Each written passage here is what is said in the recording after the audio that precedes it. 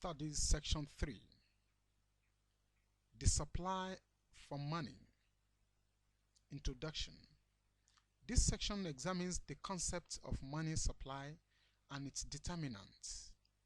The money supply determination employed includes using multiplier approach, the effects of a change in the reserve ratio, high-powered money and currency ratio on money supply, as well as determinant of high-powered money. Learning outcomes. After you have studied this section, you should be able to explain the determinants of money supply, examine the effect of its change in high-powered money on money supply, discuss the determinants of high-powered money. Money supply. The supply of money can be defined as the total amount of money in the economy.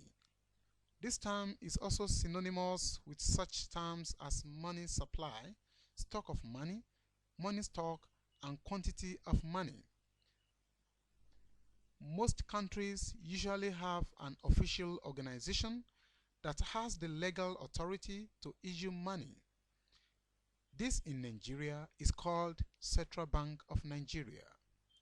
The name varies from one particular economy to another. The supply of money is sometimes assumed to be exogenously determined.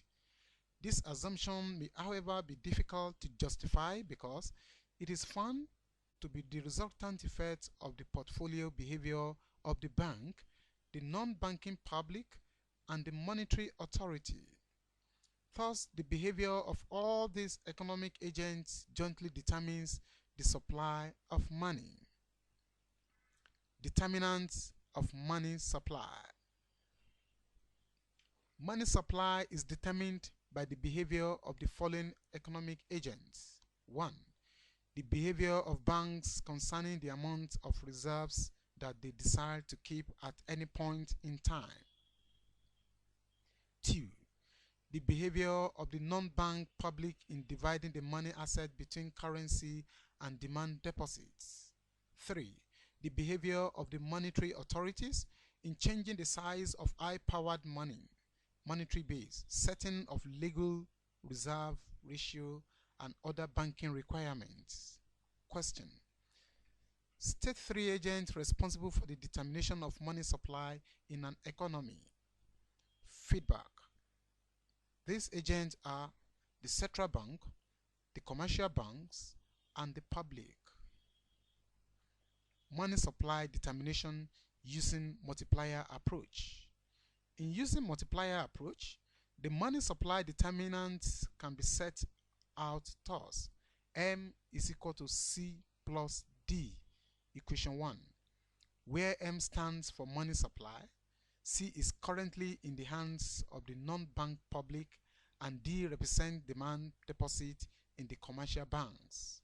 Also, high-powered money or monetary base is H is equal to R plus C, equation 2, where R is reserves and H is high-powered money. Dividing equation 1 by 2, we get M over H is equal to C plus D over R plus C, equation 3a. Currently deposit ratio C can be expressed as C equal to CD, and the reserve deposit ratio is expressed R equal to RD. Substituting the following relationship into 3, M over H is equal to CD plus D over RD plus CD is equal to C plus 1 into bracket D over R plus C into bracket D, equation 3b. M over H is equal to C plus 1 over R plus C into bracket, equation 4. M is equal to C plus 1 over R plus C into bracket H, equation 5.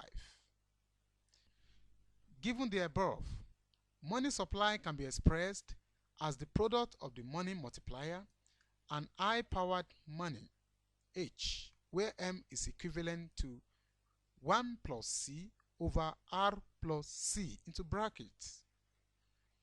Equation 5 can be rewritten as capital M is equal to small m h. Equation 6. Introducing changes into this equation 6, we give D capital M S is equal to small m delta H plus H delta capital M. Equation 7. This also can be expressed capital M is equal to small m plus H. Equation 8. The proximate determinant of the money supply are the volume of I-powered money, the reserve ratio, and the currency ratio. The equation 8 can be rewritten as M is equal to M brackets open C, comma R bracket close. Equation 9. The non-uniqueness of the money multiplier. Money multiplier is not unique because the type of money multiplier derived depends on how money supply and I-powered money are defined. Let us take this example assuming M is equal to C plus D plus S. Equation 10, where M, C remain as earlier defined and D and S are demand deposit and saving deposit respectively. H is equal to C plus R. Equation 11. Dividing money supply by I power. M over H is equal to C plus D plus S over C plus R. Equation 12. Let saving be proportion of demand deposit. Capital S is equal to small s D. Equation 13a. By substituting capital C is equal to small c D, comma, R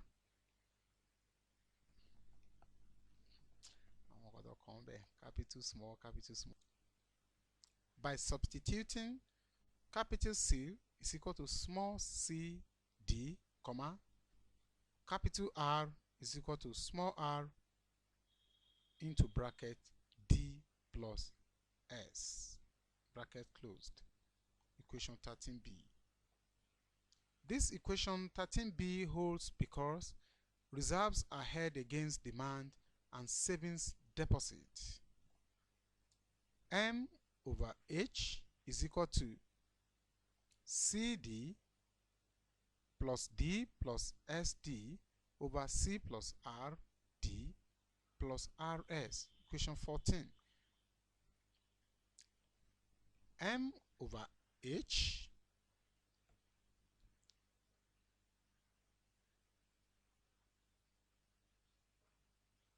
is equal to 1 plus C plus S over R plus C plus RS. Equation 15. Capital M is equal to small m H. Equation 16. From equation 15, we observe that money supply is determined by currency deposit, reserve deposit ratio, and reserves against saving. This can compactly be written as small m is equal to small m into brackets open C, comma, R, comma, RS, bracket close. Equation 17. Varying I-powered money. So far on money supply, we have been defining differently without adjusting I-powered money, which consists of currency in the hands of the public and reserves of the banking system. In Nigeria, Treasury bills held by banks are also counted as reserve assets for the banks. Let M minus C plus D is equal to S and H is equal to R plus C plus TB, equation 18, where C, D, S, R, remain as earlier defined and TB represent treasury bills. Let capital T B is equal to small t D. That is, treasury bill being a ratio of deposit. Substituting capital C is equal to small c capital D, capital R is equal to small r capital D is equal to capital S is equal to small s capital D. Capital R is equal to small r into bracket capital D plus capital S, bracket closed, and capital T capital B is equal to small t capital D into equation 19. M over H is equal to C plus D plus S over R plus C plus TB, equation 19. M over H is equal to small c capital D plus capital D plus small s capital D over small r into brackets capital D plus capital S, bracket closed, plus capital C plus capital B plus capital T capital B. M over H is equal to small c capital D plus capital D plus small s capital D over small r capital D plus small r capital S plus small c capital D plus small t capital D. M over H is equal to small c capital D plus capital D plus small s capital D over small r capital D plus small r small s capital D plus small c capital D plus small t capital D. M over H is equal to D bracket open 1 plus small c plus small s bracket closed over D bracket open small r plus small small s plus small c plus small t bracket closed, equation 20. M over H is equal to D bracket open 1 plus small c plus small s bracket closed over D bracket open small c small r plus small r small c plus small t bracket closed, equation 20. Geometrical effects of changes in high-powered money, currency ratio and reserve ratio on money supply. The effect of H, C, and R on money supply can also be depicted graphically. Effects of a change in high-powered money on money supply. An increase in high-powered money will lead to an increase in the money supply. See diagram 3.1 below.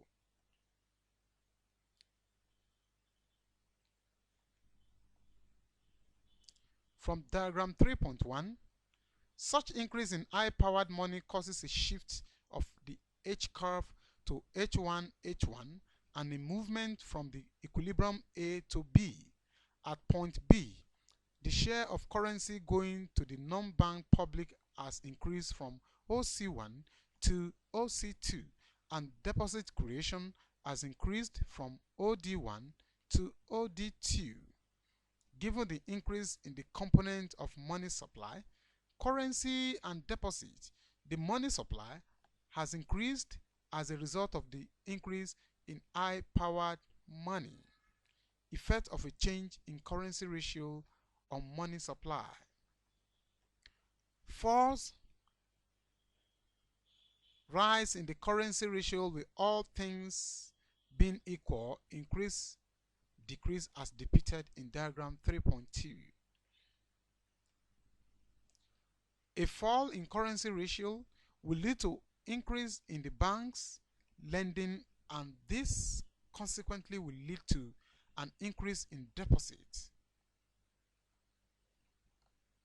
From diagram 5, a fall in the currency ratio has pivoted from OC to OC1. Thus, there is a movement from equilibrium point A to a new equilibrium position B, at which point the level of deposit has increased from OD2 to OD1, though the share of currency ratio of bank public has reduced from OC2 to OC1. The money supply will nevertheless rise because the rise in deposits overcompensates for the fall in currency. Effect of a change in the reserve ratio on money supply. A fall rise in the reserve ratio will lead excess reserves for lending. This will also lead to decrease in currency holdings by the non-bank public. A fall in reserve from the diagram HH will pivot to AH with the new equilibrium point at B. At B, the currency of the non-bank has increased from OC1 to OC2, while the deposit has risen from OD1 to OD2.